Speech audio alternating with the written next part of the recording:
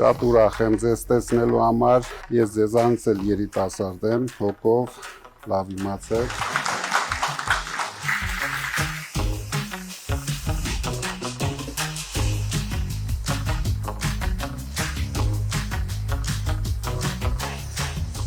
Ձեր կարծիքով, ինչպես կարող են երիտասարդները դառնալ իրական փոփոխությունների նախաձեռնողները, այլ ոչ միայն դիտորդներ։ Կառավարությունը ձևավորելուց հետո, թե պետական մակարդակով, թե մասնավորների միջոցով ամեն ինչ անենք, որ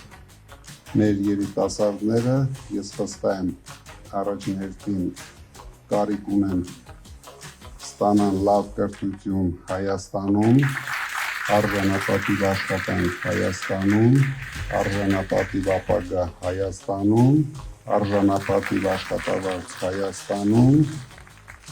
իհարկե, եթե կգտնվեն այնպիսի տաղանդներ, ովքեր ցանկություն կունենան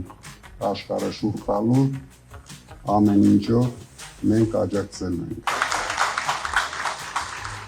Ինչպես եք դուք տեսնում կրթության բարելավման ծրագիրը։